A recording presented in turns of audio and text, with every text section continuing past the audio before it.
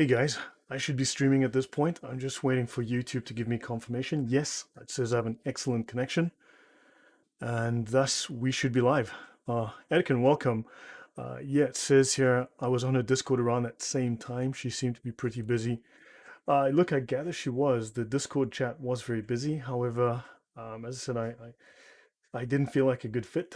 Um, the level that I was coming at, actually, I was getting challenged by people who clearly had never heard of the things I was talking about. And that frustrates me because I know the sources so well. And I know sources that they're not even aware of. So, um, and yes, and you're saying, yeah, and yes, the level of discourse in there is very low compared to academic circles, but still way more moderate and leveled. No, I agree. I mean, there are certainly, it's good to have a community, but I honestly, when I'm being challenged by people who obviously know far less than I do, and I don't mean 5% less. And then also when I'm trying to raise an issue of doctrine and people are just throwing Quran verses at me, it's kind of a waste, because I'm way beyond Quran verses at this point, and there's far more to be discussed, to be discovered in terms of doctrine. But hello everyone, and welcome. Thank you for joining me in the chat, and thank you for watching the show. I'm really glad to have you guys here, and it's great to connect with my audience again. And yeah, so hopefully I've caught up with the chat at this point. So again, the topic of today's discussion is to talk about the Islamic Jihad or the Islamic Crusades and how the Christian Crusades were a response to 462 years of Islamic Jihad, Islamic provocation, and of course also Islamic slavery. Again, a topic I will touch on today, and I will do a quick recap of yesterday's discussion. But do remember that while Muslims may say otherwise, Islam has never renounced slavery, it has never apologized for its slavery, and Islam has been the biggest slaver in the history of mankind. So this is an issue that needs to be challenged, needs to be discussed, and the facts and the history need to be put forward. Veronica, you're saying the challenge is to bring more people to a better level of knowledge about Islamic doctrine. Yes, that is true. Unfortunately, I think that we've been taught to view the Quran as the ultimate source of Islamic understanding. The Quran is vague, the Quran is contradictory, the Quran is 20% garbage, according to honest discussion by academic researchers in the West, that 20% of its text is just gobbledygook. Now, you know that for every verse that you cite, they will cite an opposite and contradictory verse, which obviously has to be dealt with through abrogation. So these little issues lead to some serious problems. But the Quran is like the ABC of Islam. It's like my first reader. It's like see Mark run. Mark runs fast. See Kathy run. Kathy runs off.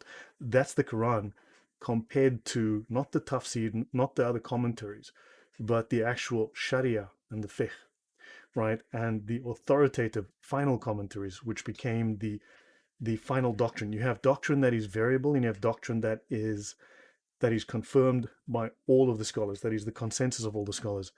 And this is where the Quran and the Hadith and the Sirah, and they always leave out the Sirah for some reason, because it's embarrassing to them, highly embarrassing. These have been combined and coalesced and finally distilled into the Sharia and into the fiqh. And then, of course, there's another portion of Islam that is completely ignored. They don't want you looking at it because it's not for the lay Muslim. It's not even for the higher level of the ulama, the imams. This, as I discussed yesterday briefly, this is the haqiqah. This is the spiritual side of Islam, but it's not spiritual as we know it. It's actually the occult side of Islam, right? The mystical side. Generally, it's called light mysticism. But again, that's a discussion for another day. So yeah, more than 1 billion slaves. Yes. Well, I'm not sure how many, but it's a lot. I have given a couple of shows on it. If you search for them, they should still be on YouTube. My friend's channel was taken down. His secondary channel may still be up. But yeah, I've actually spoken about this at length, so I can actually do a show on slavery. So KL, godless Marxism. Lloyd, did you say Islam is the biggest slavery ideology? Um, Over time, well, Marxism is what, 150 years old? Now, you can go back to the atheist-inspired, violent, genocidal, atheist-inspired doctrines, going back to the French Revolution or the French Enlightenment era, where atheism was actually the basis of that violence, right? And so you're going back 200 years, 250 years, but Islam goes back 1400 years. So if you look at the amount of slaves that were taken by Islam, it over 1400 years, of course, they've had a head start. So yeah, they're the number one all-time slavers. The Quran called itself Mubin. Yeah. Well, Muhammad is Amin, right? Because he is reliable, he's trustworthy, and like, sure, the Quran, yeah, the Quran says the Quran is pure. The Quran says the Quran is perfect. Awesome, awesome. And I'm the handsomest man in the world because I said so. Sure, yeah. Um, so yeah, and back to Christus. Hi there. Let's see. Hello, everyone. I've only had time to watch half of the first part, but I'll tag along in this live stream. Hi, Nicholas. Well, good to see you. And Veronica, is there an official set of books, writings, which is the Sharia or what belongs to Sharia, and also a point of discussion? Okay, now I've linked multiple times in the past to two volumes. One is The Reliance of the Traveler, and the other is the Hadaya. Now, the Sharia is not just one book. In the past, there were thousands of books. They basically are commentaries on principles and morals and legislation, law, extracted from the Quran, extracted from the Hadith, and extracted from the Sirah. Now, these laws and principles have been codified into what's called the Sharia. Now remember, there were the four main schools. We'll restrict ourselves to those. So these are the four main schools of jurisprudence. And Muslims will lie to you up and down whole day about them. But now let's not get too confused by their protestations because it's not true. No. So the four main schools they share three-quarters, four-fifths of their doctrine is identical because these are the established doctrines of Islam shared across all of the scholars. The rest are variables. They're not separate religions, remember, because they're supposed to be the perfect religion. There's unity, but even Muhammad's own companions had slight differences in their application of Islam, right?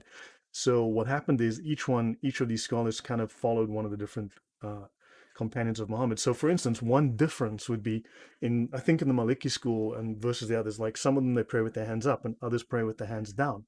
Does this invalidate Islam? No, it's just a variation. It's a minor variation.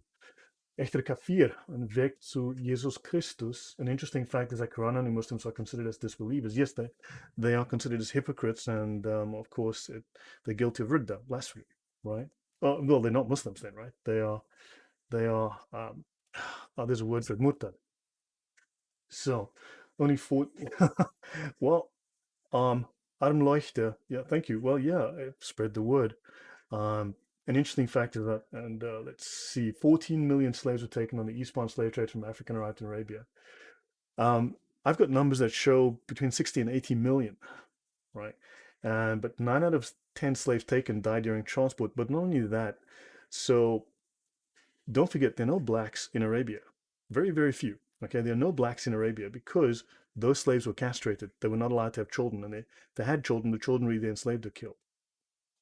Now, if you go to America, there are something like 33 million blacks there today, right? Out of roughly 15% of the population is black because the blacks could have families. You go to Arabia, there are no blacks because the blacks, slaves, were not allowed to breed. And ultimately, all of them effectively died out. So that's very, very different. Yeshua is Yahweh. I thought they were misguided. So yes, I know that. Yeah. Okay. So let me get to, uh, let's see what I need to get to here. So let me bring up OneNote. Okay. So there was a question. Oh, wrong one. So there was a question that someone asked me about the Sharia. Now, on that point, The Reliance of the Traveler is an excellent Sharia manual. Now, look, Muslims are going to give you grief because they're going to say, they always ask this question that's so lame. Do you know what Sharia is? Well, they can answer it whenever I ask them, but they'll constantly ask that same question. Now, the Sharia is effectively the distillation of the laws, the morals, the timeless principles taken from the Quran and the Sunnah and the Sharia, right? And the Sirah. The fiqh is the application of man's thinking and also looking at the traditions of Muhammad and applying that to situations in life, right?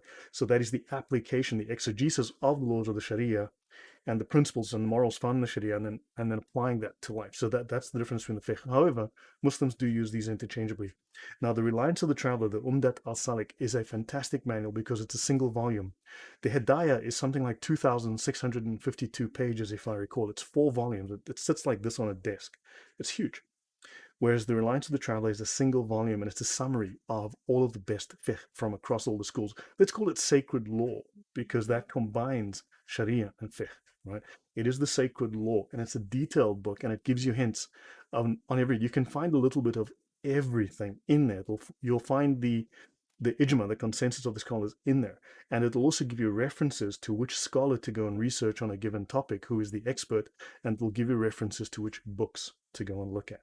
So that will tell you where to go to find the different rulings. So the Sharia is split across numerous different volumes.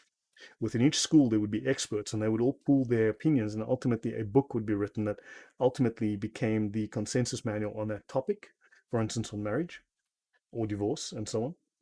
Or there'd be one on jihad. Like certain scholars have cornered the market on a given subject, like jihad is Ibn Taymiyyah's territory. He's the expert on that. And oddly enough, Ibn Qayyim, who's a contemporary and a student of his, obviously then wrote further on that topic, further elucidated that because they knew each other, and he obviously learned at the feet of Ibn Taymiyyah. So he devised the whole idea of 14 different kinds of jihad.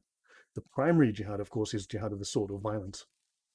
So yeah, so Sharia, yeah, there's well, it is Islamic law, but really there's two divisions. There's the Sharia and the Hakika. All of the ulama, the basic ulama that we are aware of, sit on the legal side. The Sharia is the legal side, right? This is the administration of mankind. Now, don't forget, Allah is too weak, sorry, Muslims, to come to earth. He's unable to. He can do everything and anything.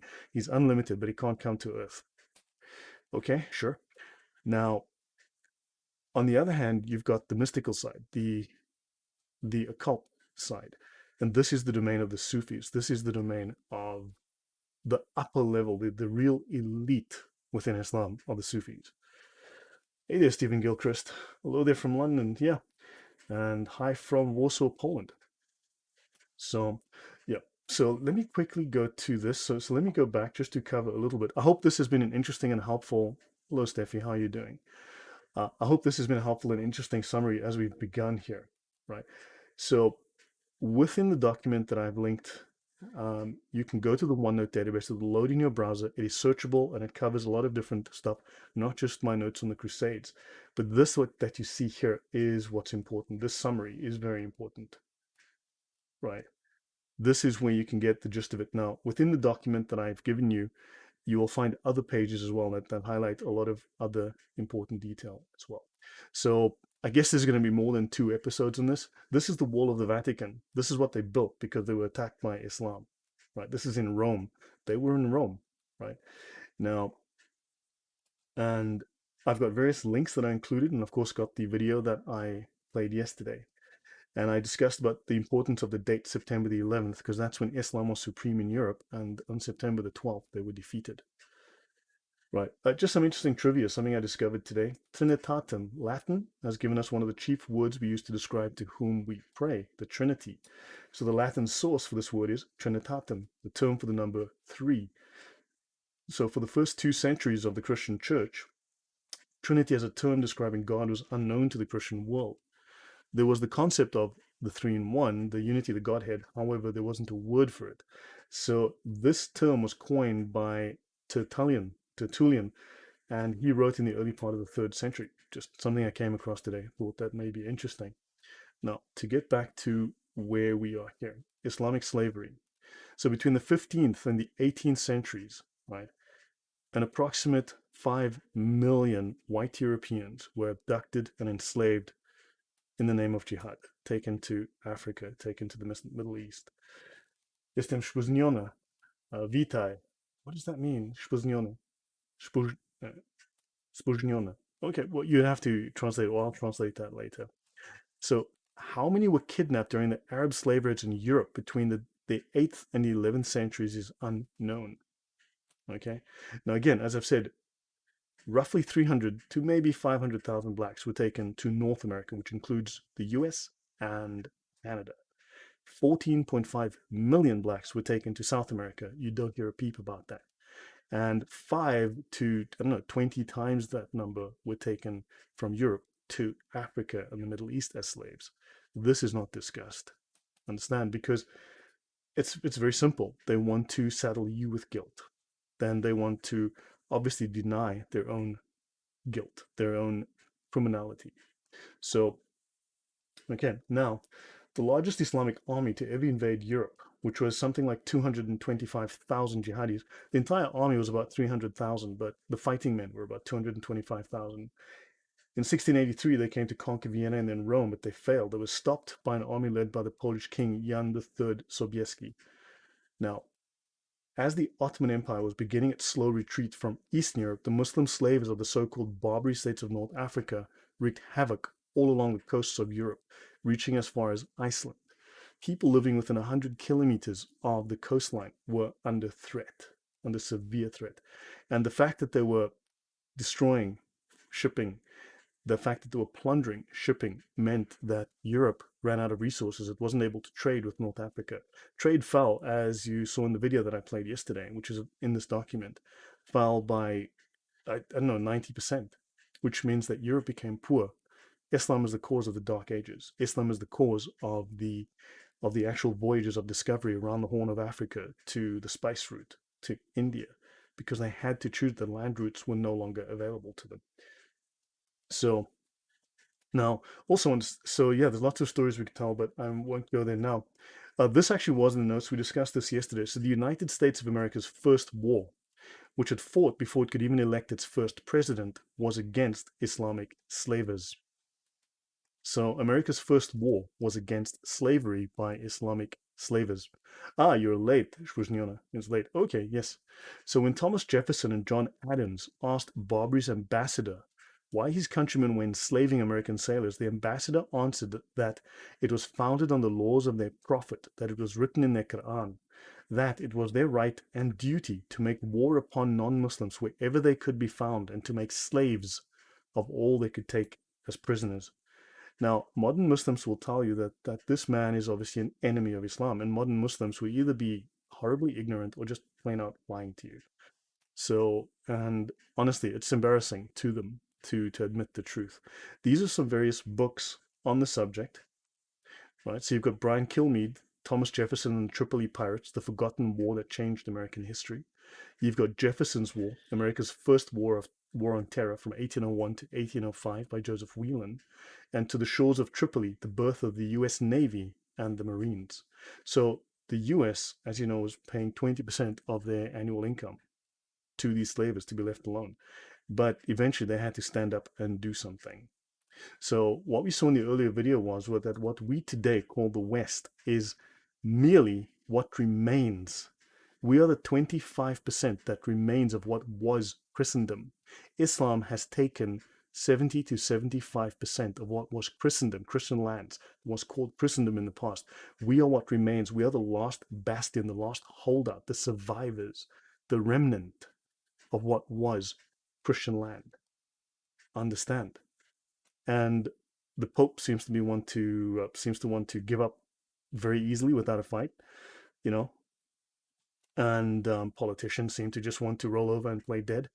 We are what remains of what was the Christian culture. Imagine this culture was still as large as it was.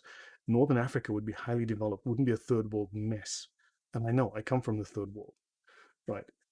And yeah, so we are the westernmost remnant of what was a much more extensive civilization that Islam permanently swallowed. I'm just going to go to the comments. Zanju Balin is another example of black slavery and subsequent murder of 500,000 to 2.5 million in Basra between 869 and 883. Such a peaceful religion. Yes, that is true. That is correct.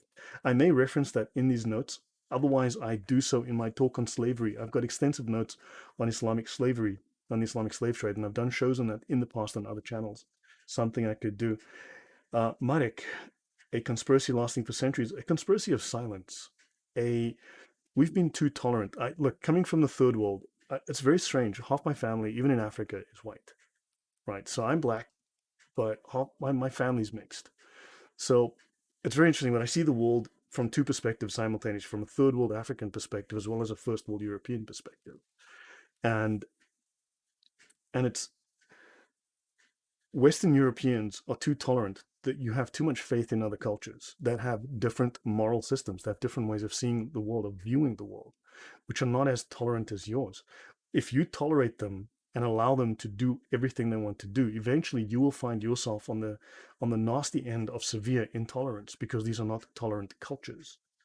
You are simply viewed as soft, as weak, and deserving of domination because of your weakness in not stopping their obvious efforts to subjugate you. Um, Stephen Gilchrist, don't you think that it's a little hypocritical of America to fight against Islamic enslavers when they themselves, Americans, owned slaves centuries before? There was no culture on earth that did not own slaves or were not enslaved. Now, don't forget, America freed the slaves. Christian nations freed the slaves. That includes Britain bankrupted itself to free the slave. Britain only paid off the debt that they incurred during the emancipation of the slaves. So don't forget, Britain started the process where they said, this is immoral. Slavery is immoral. America went to war. 750,000 Americans died to free 250,000 slaves. Don't forget, 3 times the Americans died ultimately to free slaves, right? So Americans went to war. The North went to war to stop slavery, right? And the Brits bankrupted their treasury. They only paid off their debt, I think, in 2010. So Britain only paid off its debt that it incurred in the process of freeing the slaves in 2010. Understand? So people refuse to understand that white culture is a moral culture. No culture is perfect, but some religions are evil. Understand that. Inherently evil. They will never change. They cannot change. Slavery is not abolished in Islam. Muslims can tell you what they like. It's in the Sharia. I can go through hundreds of pages of discussion from the Hidayah. The Hidayah is a very detailed manual on slavery law in Islam. Okay? So I hope that answers the question. I don't want to get too carried away there, but Britain paid off the debt a few years ago. Yeah, I think it was 2010. So it's not that long ago that they paid off that debt. And American slavery was purely based on individuals' own decision, but Islamic slavery is based on their religion. Exactly. Armleuchter, Europe lost his identity. And yes, and also you've forgotten how to say no. Sharia cannot be abolished. No, Sharia is the ultimate fruit of Islam. Sharia is Islam. Yeah, it would collapse. So anyway, so centuries of non-stop jihad and terror saw 3/4 of the post-Roman Christian world become, oh wow, thank you very much. Oh my gosh, thank you very much. I do appreciate the support. Thank you. Yeah, so now 3/4 of the post-Roman Christian world became Islamic, leaving the remaining quarter, which is Europe. 1/4 of Christendom is left. Are you willing to give it up?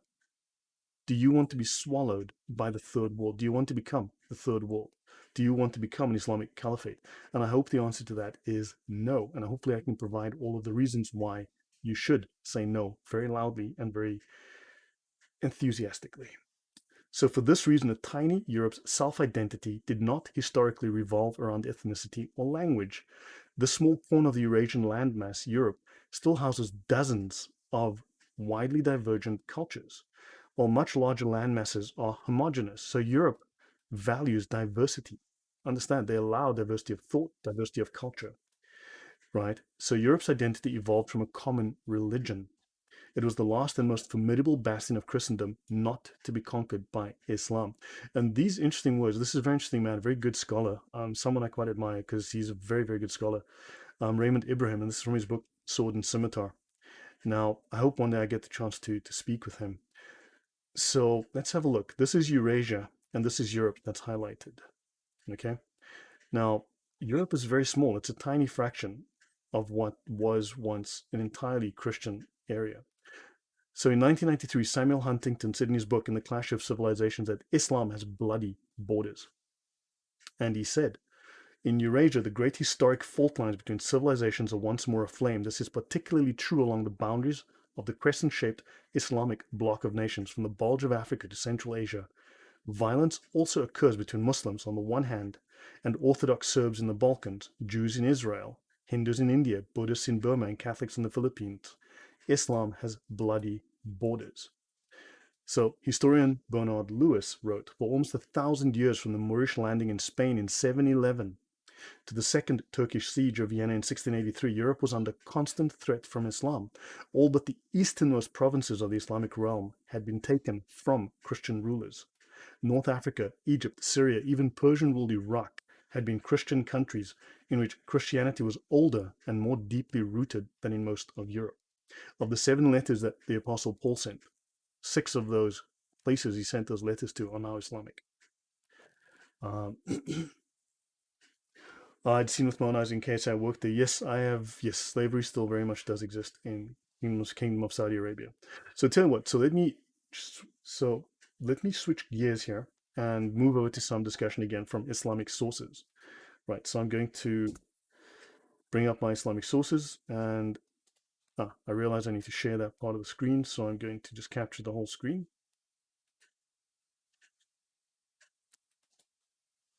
Okay. So you should now be seeing the entire screen. So now, in the Muslim community, we've covered this, right? I've covered this discussion. So let's continue with this. Now, jihad, the simple definition now. Ask any Muslim to go to the Sharia. He cannot. He's not allowed to. He will not do it. He absolutely will refuse. He will dance and dance and dance. But ask him to show you the Shari definition, the legal definition of jihad. Okay, not the colloquial definition, but the ultimate definition from the Sharia. And jihad always means to make war against non-Muslims, and it is etymologically derived from the word mujahada, signifying warfare to establish Islam. Right now, this portion in gray is not in the original Arabic. The translator added this to try to whitewash what this is. It's a joke. This is the story of the lesser jihad and the greater jihad. Unfortunately, that is based on and Muslims love to tell you, but that's a weak hadith. Well, this in fact is a fabricated hadith. So, but yet they love this fabricated hadith. Now, notice though that you can go through all of these notes that state that the idea of the lesser jihad is a joke. It's not accepted. It's not part of doctrine. It's got no basis anywhere. And for instance, it says here, whoever dies but neither fought in Allah's cause nor sincerely considered fighting, he will die a death of jahiliyyah or jahiliyyah, the pre-Islamic era of ignorance. And that's in Sahih Hadith Tafsir Ibn Kathir. So a Muslim who does not fight or will not fight is not equal to a Muslim who's willing to die or kill in the name of Allah and in the way of Allah, which is jihad. Slavery still exists in those countries, Malik. Yes, it still exists. Now, I've been to Saudi Arabia many times. So now let's have a look. This is Sheikh Ibn Taymiyyah, and he's a Sheikhul Islam of the 28 major, most influential, most senior scholars in Islam. He happens to be one of them, and he's the expert. He's regarded as the preeminent scholar on the subject of jihad. Got some fascinating books, which on my channel you'll find I discuss some of his work. There is a hadith related by a group of people which states that the Prophet, peace be upon him, said after the Battle of Tabuk, we have returned from the Jihad Asgar, the lesser jihad, to the Jihad Akbar, the greater jihad. This hadith has no source. Nobody whomsoever in the field of Islamic knowledge, that's the ulama, the scholars, has narrated it. Jihad against the disbelievers is the most noble of actions, and moreover it is the most important action for the sake of mankind. Understand? So they quote you a weak hadith when they talk about, the inner jihad, the lesser nonsense, right? I guess you could, yeah, lying, intimidation, financial support, and so on. Yes, there is that connotation, certainly, but it's still jihad. And don't forget, it simply falls into azima and rukhsa. All those other forms of jihad are rukhsa. Remember, you got azima, which is strict application of the Sharia, strict following of Islam exactly as it is intended by Allah. Whereas rukhsa is all the rest, where you don't conform fully. On the point of azima and rukhsa, because there's no extremism, there's just azima, and there's no moderation, there's rukhsa. Moderate just means I'm moderate today. I could be azima tomorrow. Understand? It's just a role that you play.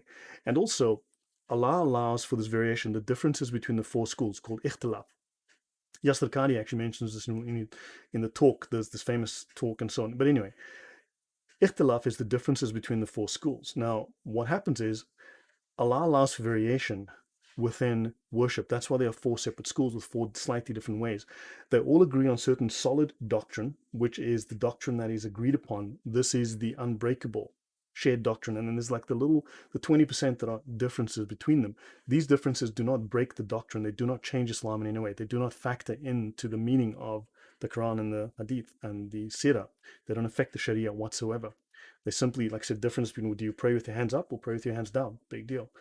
But It also specifies that some people are weak. Some people are unable. Some people don't have the mental faculties. Some people don't have the physical ability.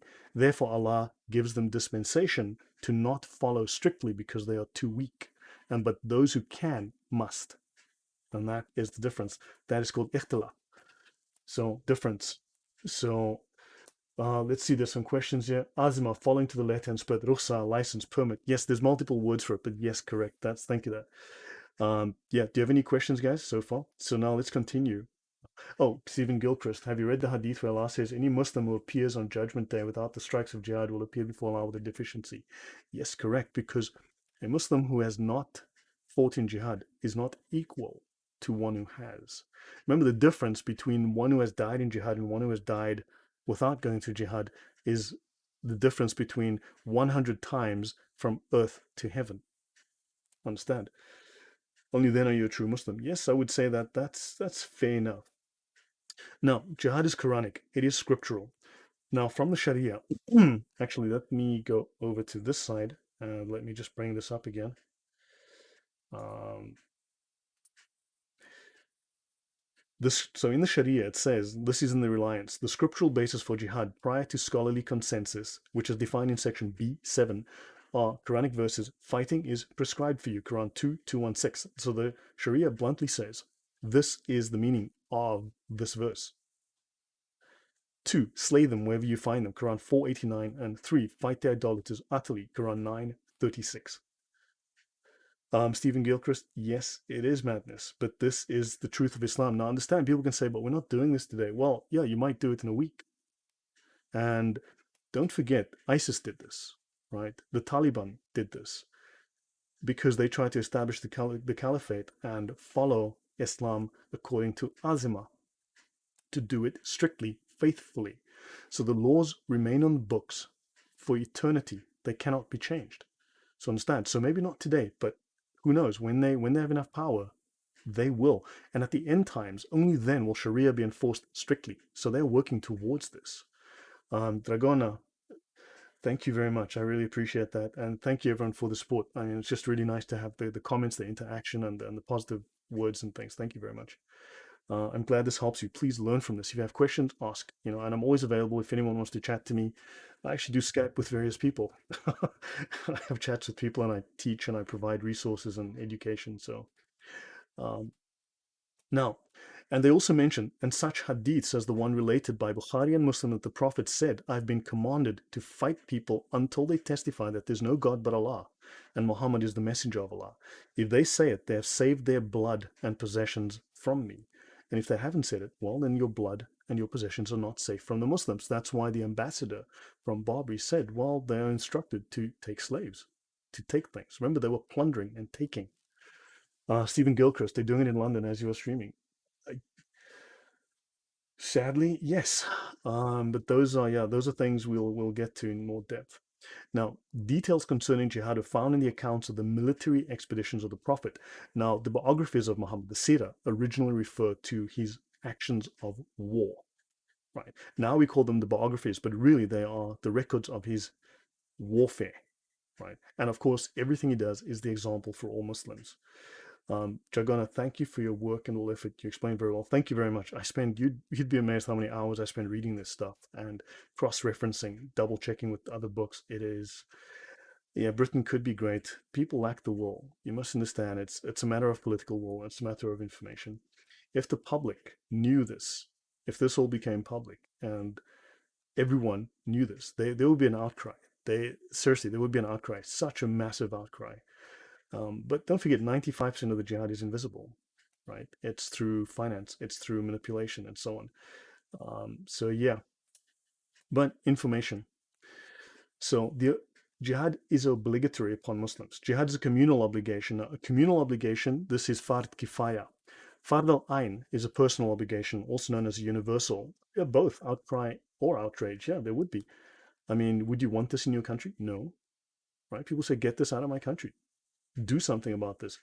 And I mean, I could go into the meaning of the word deen. If you go to the OneDrive link that I've given you guys, right, for the OneNote database that I'm using, you'll read through the word deen. There's a page on deen. Read through it. You'll see the deen. Islam is a deen. It is not a religion. It's a political system.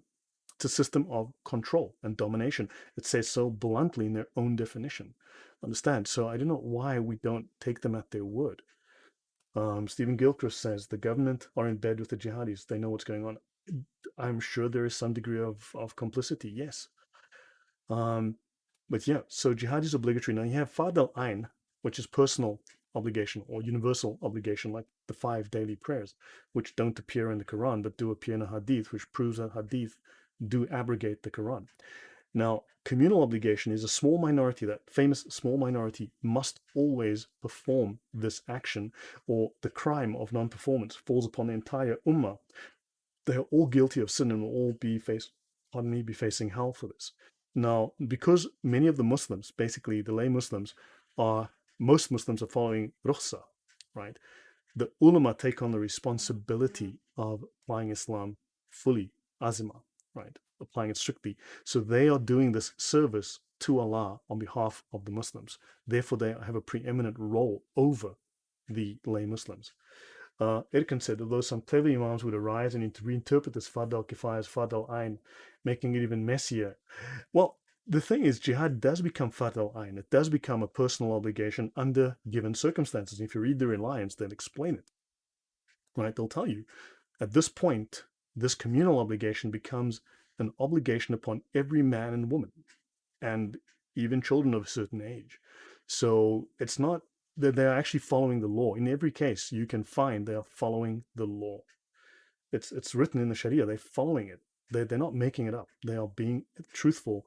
It's just that we need to be aware that these laws exist.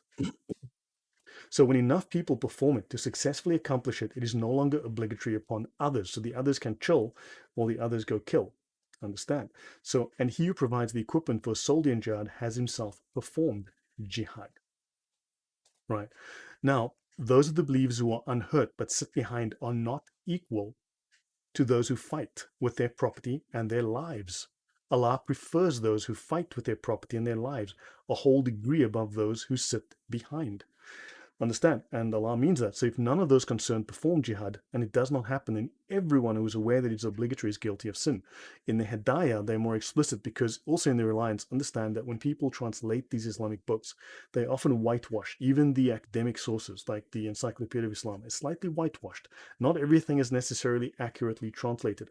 Many apologists for Islam are academics, and they will try to alter things to their favor. Once you start reading through 3 or 4 different sources, you start to get this happy middle ground. You can start to see where some guy's been fudging the facts a little bit, leaving things out, putting things in, sweetening things, adding a little bit of honey. Understand? Only once you read through multiple sources will you start to find the truth. So the Hidayah says it is a crime, not a sin, a crime, and you're guilty in Allah's eyes. So jihad was a communal obligation, and there are 2 possible states, and I covered this, right? When you're in your own country, jihad's a communal obligation, right? And it has to be done once to twice a year.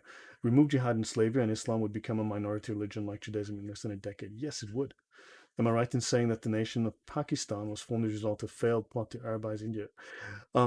Islam is Arab imperialism, because if you read the sources, like you read al-Butti, for instance, his Fiqh Sunnah, they'll tell you very bluntly that Arabic and Arabic customs have to be imposed everywhere, because this is what's acceptable to Allah.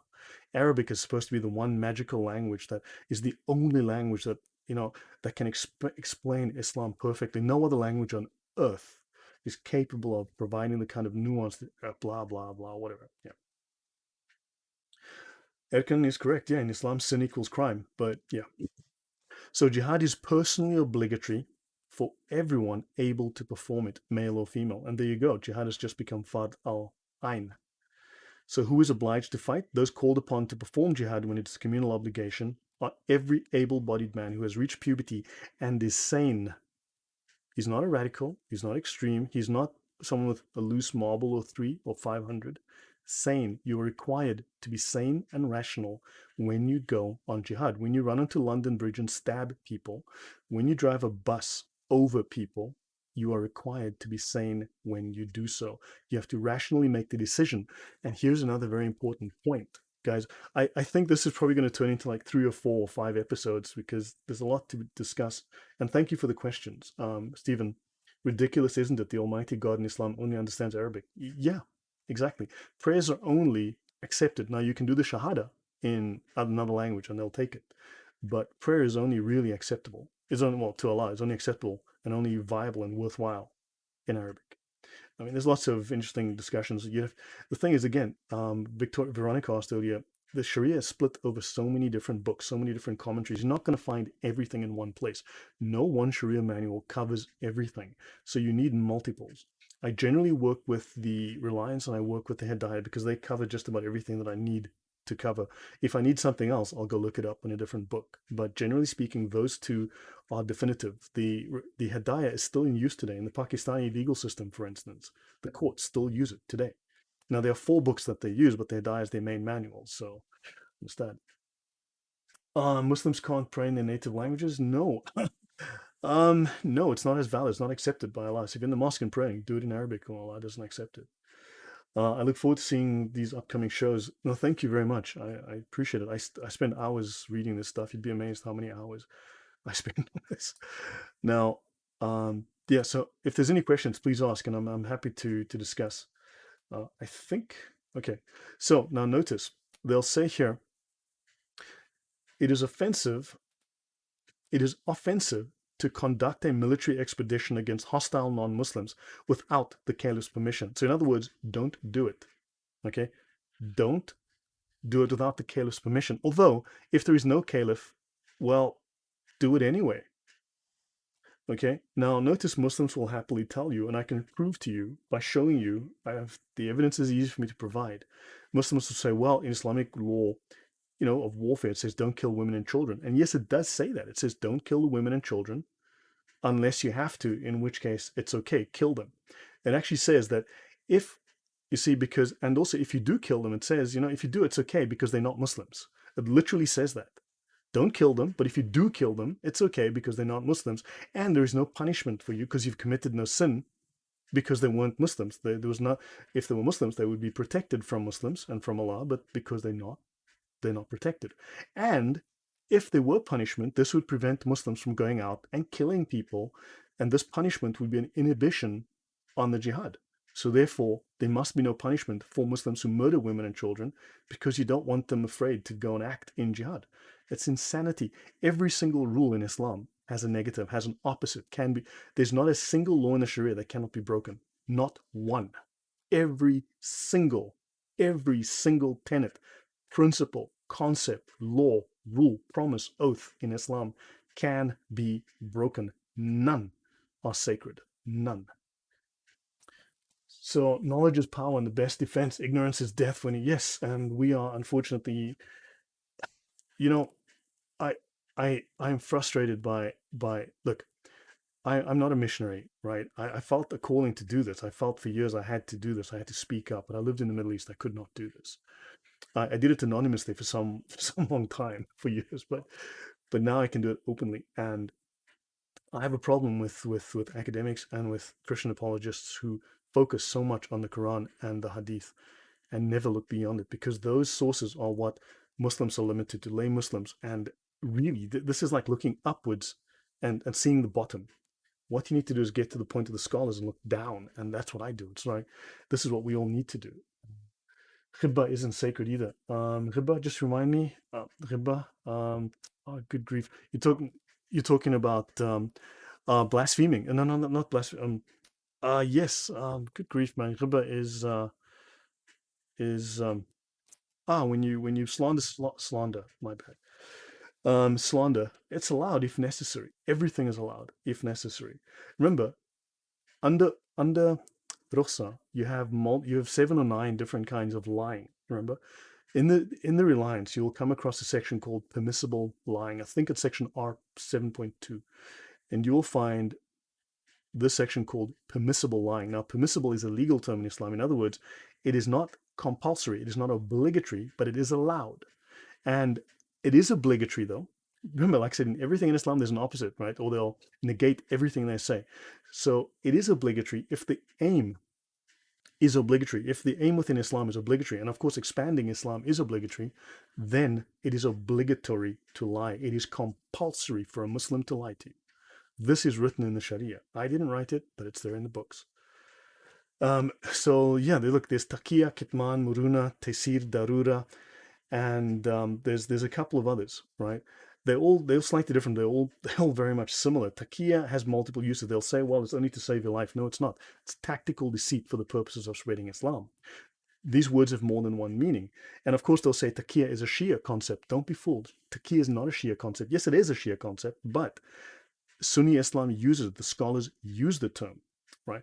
But also, if you need to know, the term mudarat is the Sunni equivalent of Taqiyya. They'll say Taqiyya is Shia, fine, while mudarat is Sunni, because they're exactly the same thing. It's just a Sunni word for Taqiyya. But they ended up using Taqiyya anyway. Everyone uses it. Stephen Gilchrist says, appreciate what you're doing, very well presented and put together. Thank you. May Jesus Christ use you mightily and bless you abundantly. No, thank you. So yeah, lying is from darkness. Yes, it is correct. Now understand the major form of deceit. Forget taqiyya, ignore it. The major form of deceit in Islam is called hiyal. I have a video on that. Watch that. All of these are a subset of hiyal, and hiyal is a subset of rukhsa. Everything flows out of rukhsa. You can do anything you need as long as it benefits Islam, right? So let's continue here. So truces, remember, are permissible, but they are not obligatory, right? So it is a matter of the gravest importance. Let's understand this, and then I'll switch back to some notes again. The one who may effect a truce is the Muslim ruler of a region, fine. And they say that truces are permissible. You may do them, but they're not obligatory. They make a distinction. And it is a matter of the gravest consequence if you make a truce. Remember, a truce is a ceasefire. You're not killing, you're not fighting. It is a matter of the gravest consequence because it entails the non-performance of jihad. In other words, it's saying you got to think twice about this, because if you make a truce, it means you aren't killing and being killed in jihad. Understand the consequences of this statement, right? Jihad is the primary doctrine of Islam, but it's a subset of the doctrine of commanding the right and forbidding the wrong. Quran 3:104 is the most important verse in the Quran. Everything in Islam flows from that. So yeah, Islam is the religion of war, and that is a very accurate statement. That's a very good statement, yes. How about just using these techniques against them? Well, look, I mean, the truth is a really good weapon. If people knew this, I mean, why is this not being taught in seminaries? Why is this not being taught in church? Why is this not being taught? When I was doing counterterrorism at Leiden University, they threw me out of the course for showing this, for raising this, for discussing this. I was tossed out. They don't want the truth. Academia is turning out idiots, right? So Veronica, well, they must be aware of the truth since Muhammad broke. Well, yeah.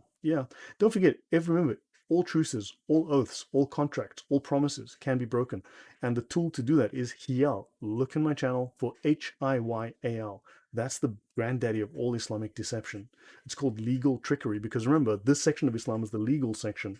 The theological section is the other section, the hakika, which I've spoken of earlier. Right. So let's continue. So if the Muslims are weak, a truce may be made for 10 years if necessary, and extended every 10 years for 10 years, right? However, it is not permissible to stipulate longer than that, save by means of new truces, each of which does not exceed 10 years. Understand that? Does that make sense? It is not permissible to stipulate longer, but, right, so there must be an interest served in making a truce other than mere preservation of the status quo. So there must be an interest. So in other words, if the truce serves the purpose of the Muslims and will get them an aim easier and better than making war would, then they can, as long as it benefits Islam in the same way that war would, without the hassle of war. Understand this. And this is covered in the Hidayah. Again, if you go into the Hidayah, volume 2, right, from page 145, and called the section called the Institutes, where they discuss the waging of war. And they explain exactly how you use truces, and the truce must benefit Islam in some way, give them a tactical and strategic advantage, else they are not to do it, and they should continue the war. So do not be faint-hearted and call for peace when it is you who are the uppermost. That's why tolerance is an evil, bad thing. Tolerate them, Once they're on top, they will not tolerate you. Okay, I'm going to stop this for the moment. Let me see where I got in the. Okay, so I'm going to pause there for 1 minute before I go back, and I'm going to go back to. Let me go to. Okay, so let me bring up. I'm just going to shift this over. Right. Do you guys have anything you want me to discuss in particular? Any questions? Please bring it up. I will stop in about 10 minutes. So, because we want to start talking about the basis for the Islamic Jihad and why the Crusades were a defensive response and a critical defensive response, a successful one, but don't forget, we lost 75% of Christendom in the process. Right? So, Nicholas Paulson says, please elaborate on defensive or offensive jihad without a caliphate. I thought that lack of a caliphate had paused offensive jihad, and that was the reason bin Laden made such a long speech after 9/11. No, the jihad never stopped. The jihad can never stop. In the absence of a caliph, it is the individual Muslim that must pursue the jihad. So if you have a leader, if you have a senior imam, he will then make the necessary arrangements. So those who are following Fard Kifaya, he will recruit, he will find, he will look for people who are either eager themselves or he will start to recruit people. And the rest will support through financial and other means, they will support. And if there is no leader, then you as a Muslim, it is obligatory upon you to pursue this yourself. You can make that decision in the absence of a caliph. Of course, there are rules to this. Now, if you go through the doctrine of commanding the right and forbidding the wrong, it explains how you calculate when and how you do this.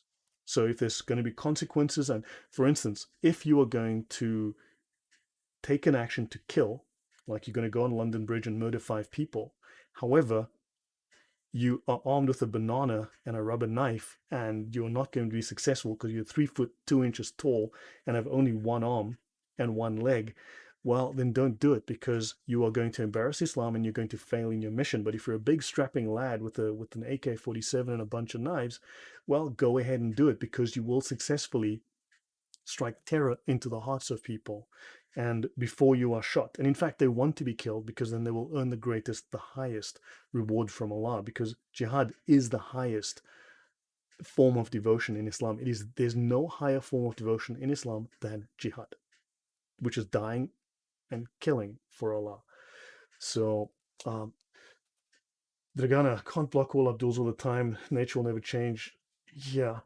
And look, we need to educate our own people, and we need to educate our politicians. We need to educate our academics. We need to educate our theologians. It's very, very important. As a culture, we need to expose this and say, look, we don't want this. We need to ask Muslims, excuse me, this is your Sharia, this is your law. Start talking to me about it. They need to own this. Bin Laden's a CIA tool.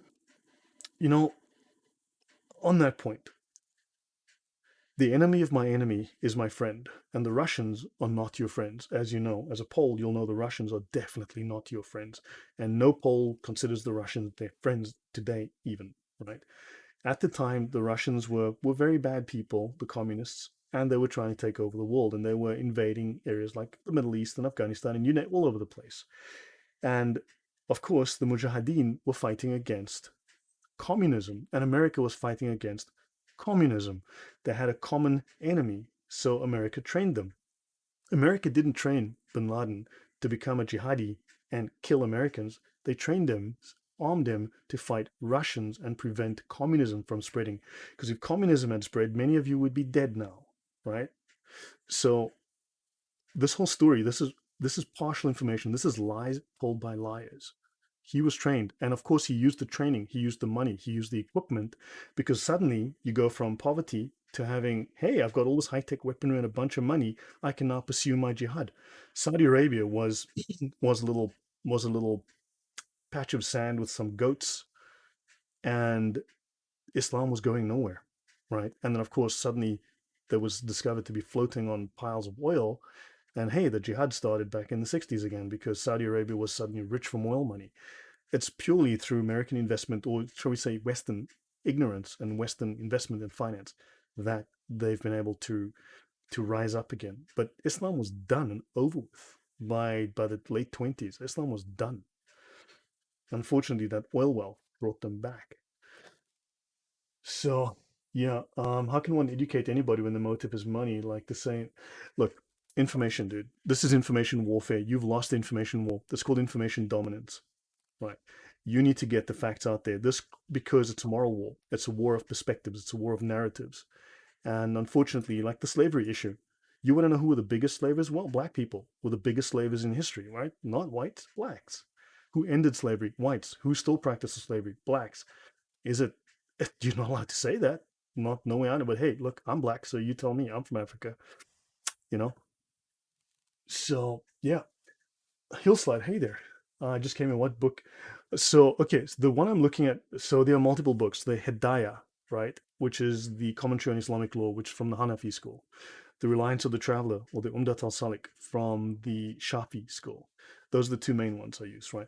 Now, let me quickly go through this one. Now, notice he speaks of principles here, right?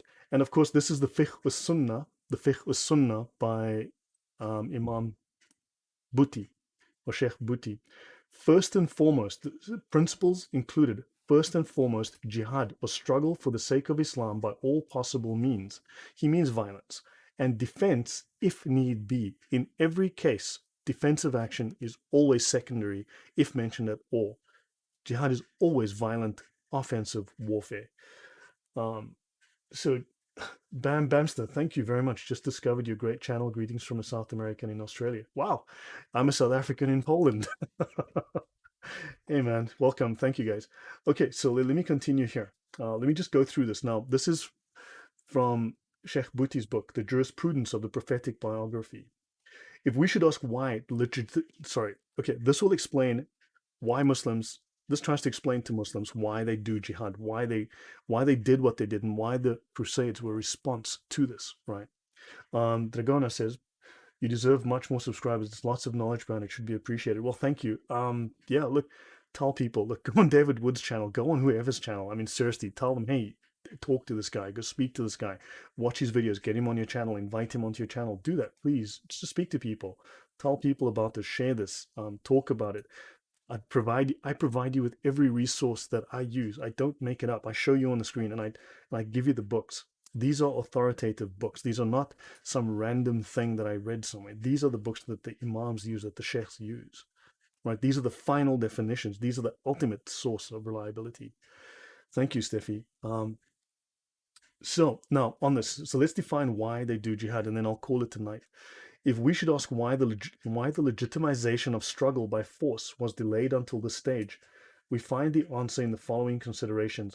It is only fitting that armed struggle should be preceded by a reasoned explanation of Islam with a call to embrace it, a presentation of the arguments in its favor, and attempts to solve any problems which might prevent its being properly understood. These are the initial stages of jihad, and it is the joint responsibility of all Muslims, not just one or two, all, to participate in them. 14 different kinds of jihad. One of them is killing. That's the main one. However, what are the other 13 doing? Ask yourself. It was an expression of Allah's mercy towards his servants that he did not enjoin or force upon them the duty of armed struggle until they had come to have an abode of peace to serve, which is the lands of Islam, the house of Islam, the Dar al-Islam, to serve as a stronghold to which they could return for refuge and protection. The city of Medina was the first such place of refuge in Islam. So when they make an Islamic enclave in a city, like say Paris, they make an enclave called a Rabat, right? That's what they do. That's where they can return to. For instance, after the Bataclan, the people who killed those people, who massacred them, were in Molenbeek. That was their Rabat that they went to, and the people protected them, didn't tell the police about them. And I can get into detail on that as to why the rules are very explicit. So when's the next live? So give me a second. Let me finish this and I will catch up with the comments. From this point, our study will lead us into a discussion of jihad and armed conflict to present a sound understanding of jihad, its legitimacy, and the stages through which it passes. Since of all the foundations of Islam, this is the one which most alarms us, the kafir. We shall clarify first the meaning of jihad, its aim in Islam, the stages through which it passed in its development, and finally the stage at which its development reached completion. Then we will talk about the misconceptions, blah, blah, blah. I'll link to this book and you can download this and read it for yourself. And so permission was given to fight against anyone who stood in the way of the establishment of an Islamic society. Are you standing in the way of an Islam? Well, you must be fought. This is the law. This is the Sharia. These words are directly taken from the law. If you read the Hidayah, it is explicit, disgustingly explicit. So in dealing with atheists, idol worshippers, or polytheists, that's you, because you worship three gods, nothing was to be accepted from them but submission to Islam, due to the impossibility of harmony between atheism or paganism and a sound Islamic society. As for the people of the book, that is, Christians and Jews, it was sufficient for them to live in accordance with the laws of the Islamic society as a dhimmi, and to submit to the rule of the Islamic State, that's in the name, ISIS, as well as pay a poll tax referred to as the jizya instead of the zakah required of Muslims. Now, a poll tax is a head tax, and of course, and oddly enough, it's also termed, or the original term is capitation tax. And if you don't pay it, it's a decapitation tax. The last mentioned stage of development represents the Islamic ruling on jihad, which has remained valid until this day. So someone asked me earlier, is the jihad still valid? Yes, it is. I think it was Peter that asked me. Yes, the Islamic ruling on jihad remains valid until this day, and it remains incumbent upon Muslims in all ages, not of all ages, but in all ages, provided that they have the necessary power and arms. Well, the Osama bin Ladens of this world got power and arms, and off they went, right? Concerning this stage, God Almighty says, or Allah says, Allah all evil says, O you who believe, fight those of the disbelievers who are close to you and let them find harshness in you. And know that Allah is with those who are pious. So killing and fighting in jihad is being pious. Quran 9, 123. Similarly, Muhammad said, I've been commanded to wage war on people until they say there's no God but Allah.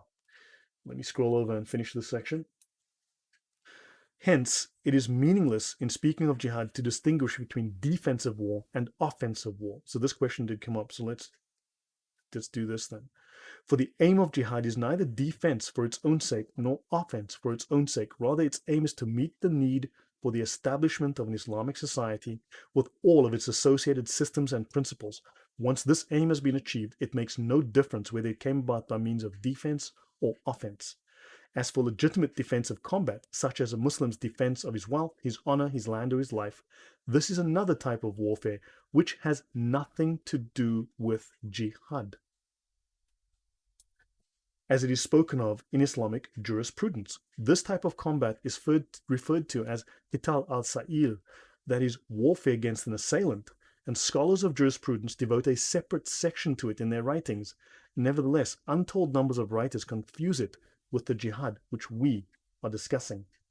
According to the first theory, Islam was spread solely by the sword, as it were, and the Prophet and his companions employed coercion, such that the Islamic conquest took place at their hands was based on subjugation and tyranny, rather than inward conviction and thought. As for the second theory, it makes the very opposite claim.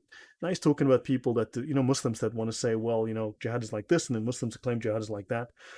And he's trying to clarify this. As for the second theory, it makes the very opposite claim, namely that Islam is a religion of peace and love, in which armed struggle would never be given legitimacy except for the repulsion of unannounced aggression. And he basically says, no, that's nonsense. And that Muslims would never go to war unless they were forced to do so because some other party initiated hostilities, and this is false. Okay, so, and he says here,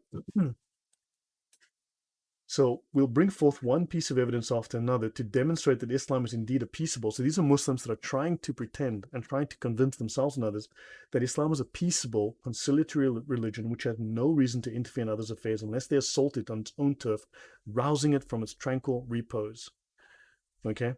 And the aim of both of these groups seek to achieve by means of various carefully studied premises and tactics is to erase the notion of jihad from the minds of all Muslims. And he's saying that the idea to try and make this peaceful is to try to take jihad away from Muslims and therefore sap the power from Islam.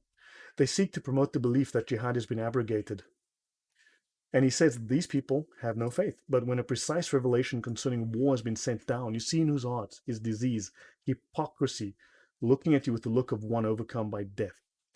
In other words, these people are weak, they are cowardly, and they are doing Islam completely wrong. Another point that must be noted on this is a point of Islamic doctrine, which is that they'll tell you the Prophet never lied except in three things. One of those was, of course, a man lying to his wife. Two, for some other blah blah reason, and 3 for keeping the peace. Now, don't forget, when they want to not have conflict, not have a negative situation, they will lie to you to keep the peace. And when you lie to a kafir as a Muslim to keep the peace, it is not considered lying. Understand, this is the exegesis of that Quranic verse or hadith that says that the Prophet only told a lie in 3 things. One of those was to keep the peace.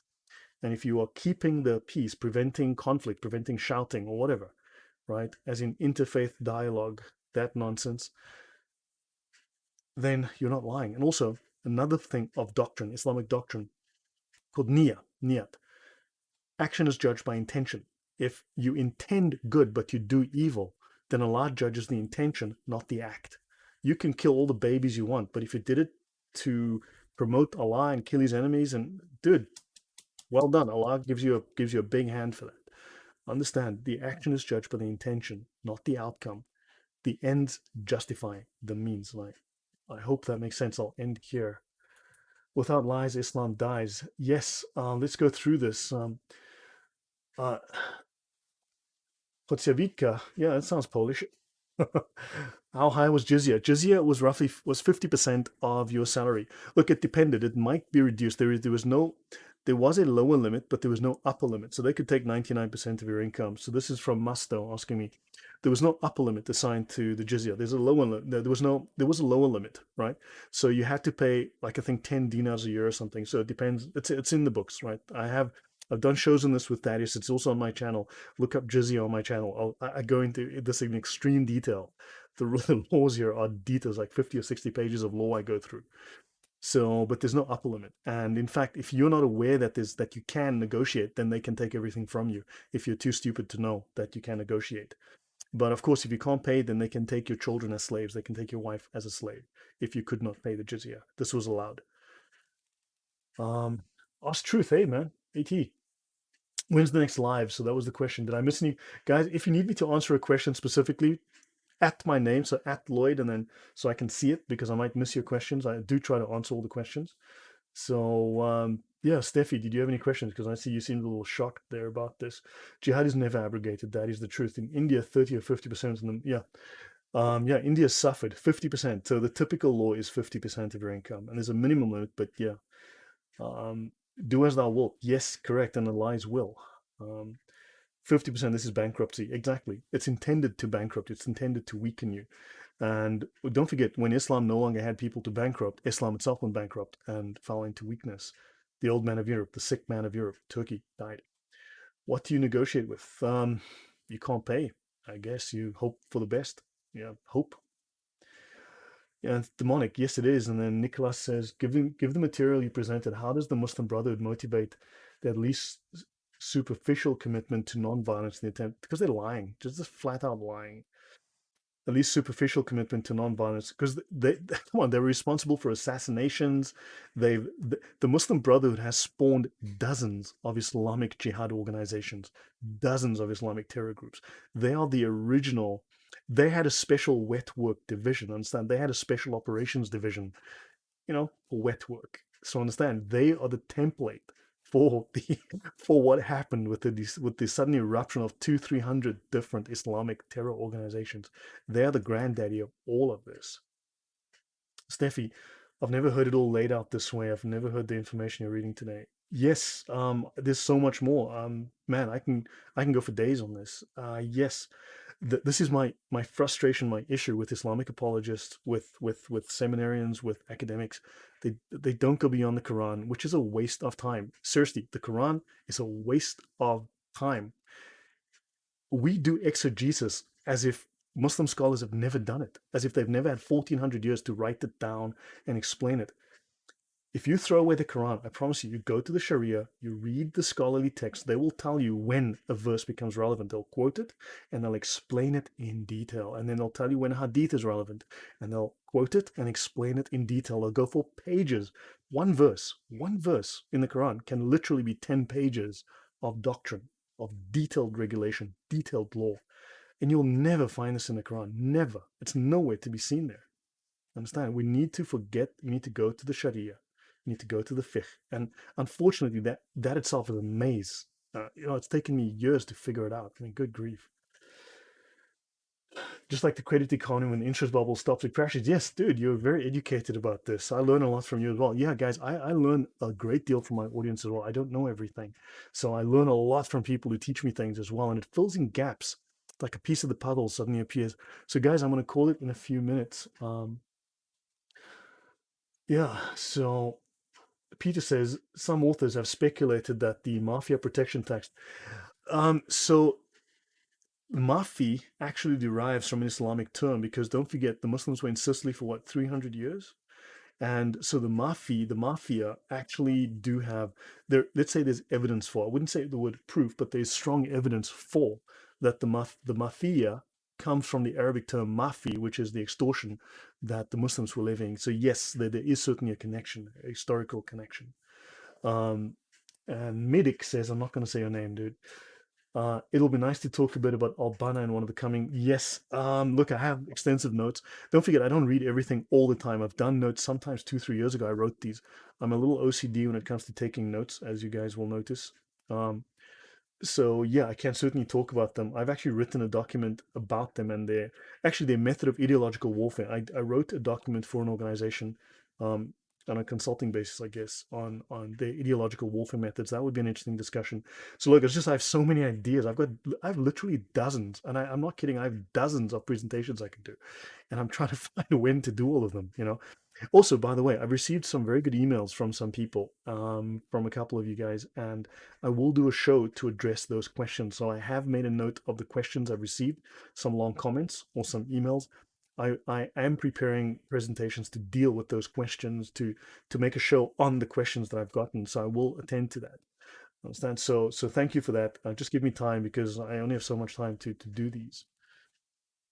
Western scholars have picnics where Islamic scholars fear to. I hope so, dude. I hope so. But Western scholars are blind in many ways. And is it that because they keep changing the look? The interpretation is fixed. Believe me. There's no confusion. There's no confusion. There's a lot less than you realize. It's just that Muslims are ignorant, and also Muslims. Look, you're a kafir. You're not supposed to know their secrets. It's illegal for you to know their secrets, and they may not reveal their secrets to you. So they have to lie to you. It's obligatory to lie to you. Understand? I've looked into these claims like a lot of brothers here. Lloyd is correct. Islam is a cult and not compatible with any other ideologies of Western way. Yes. And Daffodap Rees, God bless the work you do from Australia. Thank you. And the same to you from Poland, by way of South Africa. I'll have to watch this from the beginning. Hillside, please do. Thank you. OCD, obsessive compulsive disorder. Um, let me. OCD is obsessive compulsive disorder. So, for instance, let me go here. I'm going to show you guys something. This is my Christianity database. It's not huge. Okay, so these are my notes on Christianity. Oh, sorry, hold on. Let me go back here. These are my notes on Christianity. These are my Christianity. This is my Christian database, right? My notes. You can see each page here. This is Christianity invented by Paul as I go through this, right? So this is the kind of notes that I prepare. I've been writing for years, for years. I have hundreds of pages of notes, detailed notes, right? That's on Paul, right? Now you can go, now these are additional notes, additional notes, additional notes, additional notes, additional notes, lies about the Bible. There's so many talks I want to do. The Vatican Council and the statement on Islam. That's the Vatican II statement on Islam, which is so much bogus claptrap. Yeah, I've got tons and tons and okay, now the Crusades, for instance, my talks on the Crusades, I've got several pages on that. Now let's have a look at Judaism. So these are my notes on Judaism. You can see this on the side here. These are my notes on Judaism. I have detailed notes on Judaism. Now let's look at Islam. Have a look at the number of pages I've got discussing Islam, right? And this is just my notes on the word deen. What does the word deen mean? You can see here, these are my notes on the meaning of the word deen. This is fairly detailed. I've been taking notes. Now have a look. I'm going to go here to my section on jihad.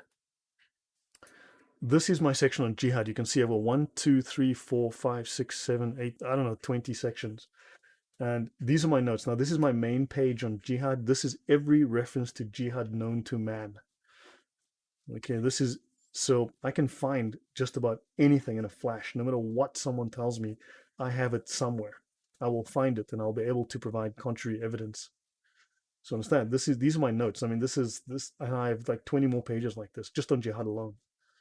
So I have made a portion of this available to you in the OneDrive link. So have a look at that. Dragona says the lie all the time. Al-Kafirun and not to tell that Surah abrogated with Surah 9. Yes, it's all abrogated, so Islam has too much to talk about. Yes, it does. Yeah, guys, so look, I need to call it, but look, I've made a portion of my database available. Please, it's in the description. Look at it. I've made many of these books available. I will make the Fiqh Sunnah available. I'll give you the links to download them. I will try and provide my own copy with my own annotations, notes, and so on in them. I've got many bookmarks and other things in them. And read them, look through them, try to understand what I'm talking about from using the sources. Go back and use it as an educational resource. Yeah, I know. Whenever I talk about the Sharia, they suddenly no longer believe in the Sharia, but they want to impose the Sharia on the world. It's stupid. Topic suggestion: lies atheists usually tell about the church and Galileo. Oh yeah, thank you. You are very welcome. Yeah, I'm actually right now on my tablet. I'm busy doing some work on that exact topic on atheism and atheists. It's a joke. It's stupid. I mean, seriously, that's another form of stupid. Um, yeah. So yeah, it's anyway. But guys, thank you very much for your time, and please share this information. Go on other channels, talk to people. Please, guys, give me a like at the very least. I put a lot of time and effort in. I finished work at 7 and I haven't had dinner yet. I'm going to stop now. I'll go eat. Um, give it a like, give it a share. Please tell people, but also go on other channels if you want if you want this message to spread. Go on other channels. Tell people about the work that I do.